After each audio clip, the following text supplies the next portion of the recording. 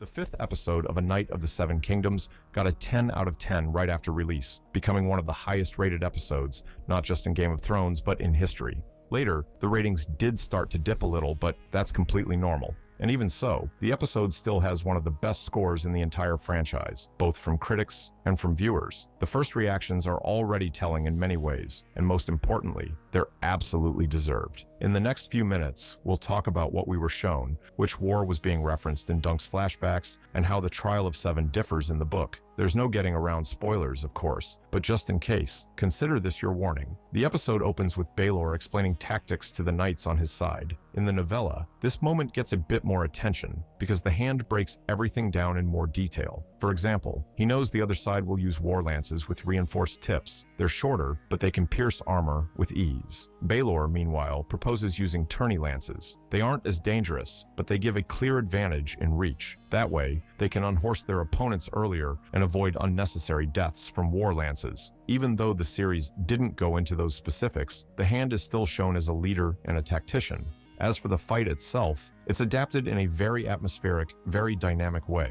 The use of first-person shots and the perspective through Dunk makes you feel like you're literally one of the participants. Just like in the book, the hero takes a lance hit and the tip pierces his side. Before that, though, he also hesitates and starts later than the others. The series frames this as Egg's doing because he trained the horse in one of the episodes. In the novella, it's a little different because there the horse itself starts moving, knowing what is required of it. That change isn't critical at all because the moment lands as very emotional, and Egg, even without taking part in the battle, plays his role perfectly. They also make a point of emphasizing the armor. In medieval films, you often see a sword cutting through plate or chainmail with ease. In reality, that would be very difficult, especially since different metals respond differently to pressure and withstand blows in different ways. In the series, during the fight, swords find their target several times and still do no damage. A mace is different. It doesn't cut, it crushes armor. But we'll come back to that moment. Under the weight of armor, knights are clumsy and tire much faster, and through a visor it can be hard to make out what's even happening. And it has to be said, this is shown very well. Thanks to his natural endurance, Dunk has an advantage because he is bigger and stronger. The flashback shots where, in his youth, he injures his leg and still follows Sir Arlan of Pennytree for several days. That's exactly what this is about. From childhood, Dunk could endure things that for an ordinary person would be right on the edge of the impossible. Probably the only thing that might frustrate some viewers is how focused the episode is exclusively on Dunk. The other participants in the duel are barely shown and mostly pass in the background. However, this is a very precise reflection of the source material. In the novella, George Martin also doesn't spend time on detailed descriptions of every knight's fight. Each participant gets essentially a single line, and the outcome is conveyed through Dunk's questions about who survived. The duel itself also goes by fairly quickly, so the series had to expand. The creators extended the clash between Dunk and Aerion, but even that wouldn't be enough to fill 30 minutes. That's where the decision comes from to show the main hero's younger years in King's Landing. A lot of people surely had the question, what war are we seeing in the flashbacks and who fought in it? The characters mention in passing that it was the Blackfire Rebellion and that the Black Dragon is dead. Those are the very events referenced in the song Egg was humming while sitting in a tree back in episode 3.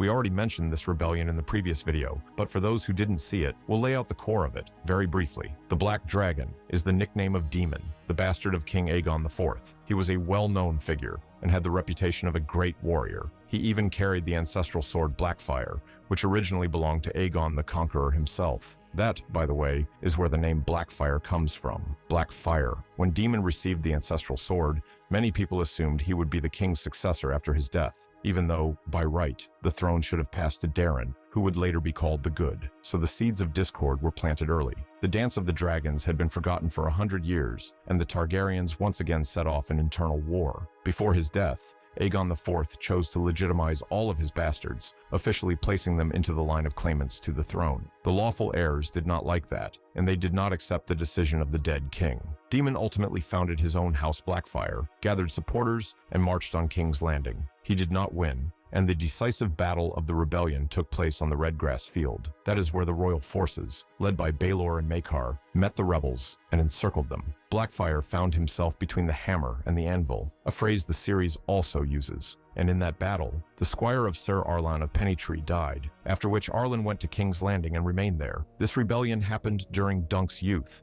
when, just to survive, he scavenged the battlefield for anything he could sell. Here, the series creators went a bit further, showing his childhood, his losses, and his meeting with the Hedge Knight who took him under his wing. The episode also reveals that young Dunk, together with a friend, was saving money to travel to the Free Cities. Of course, they had never been there even once, but they planned to get as far away from King's Landing as possible. And what's interesting is that the heroes will never make it there, but one of the characters will, in fact, go to the Free Cities after the Ashford tourney.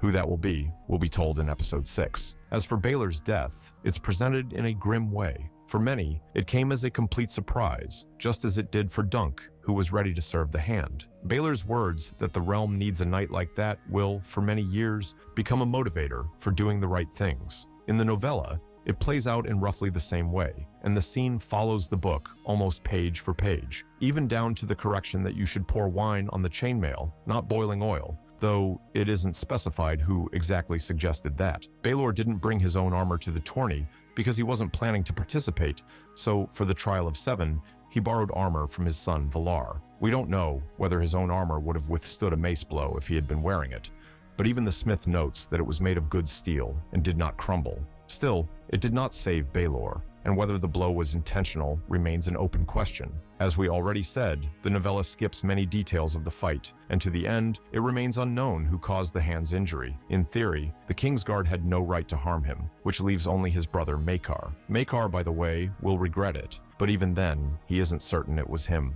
In the series, though, you can clearly see when the injury happens. First, Baelor takes a direct hit to the face when Maekar is rushing to help his son, and the second time, he is struck after Aerion has already been defeated. The hand is hit in the back of the head, and that is what later proves fatal. As for the death scene itself, it really does land as unexpected even for those who read the novella. The production team builds the sequence so that all 30 minutes are tense, and even the flashbacks don't break the pace of the narration.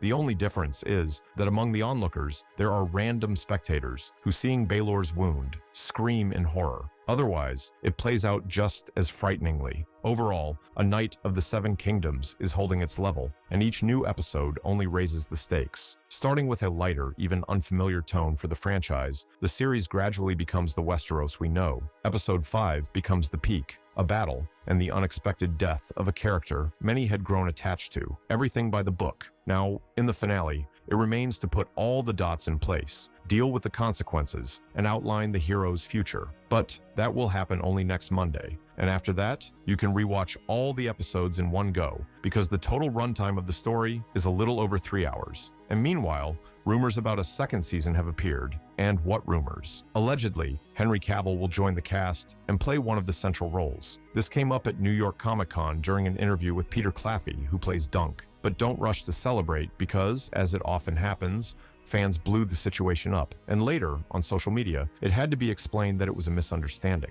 And honestly, Cavill is the ideal Aegon the Conqueror, not a character for one season. Plus, right now, he is deeply tied up with Highlander and Warhammer, and physically, he won't be able to take part in filming. And filming will start very soon, because showrunner Ira Parker promised he wants to release new seasons every year. He doesn't like the trend where breaks stretch for 2 or 3 years, because in that time, a lot is forgotten, and viewers lose interest. Considering the episodes are 30 minutes long, the task is, in principle, doable. At one time, Game of Thrones managed to do it too, putting out 10 one-hour episodes every year. It was in the later seasons that everything went off the rails, but we won't stir that up now. Instead, share your impressions of episode 5 in the comments. How did you like the detour in the form of flashbacks showing Dunk's youth, and how unexpected was Baelor's death? That's all for today. See you in new videos very soon.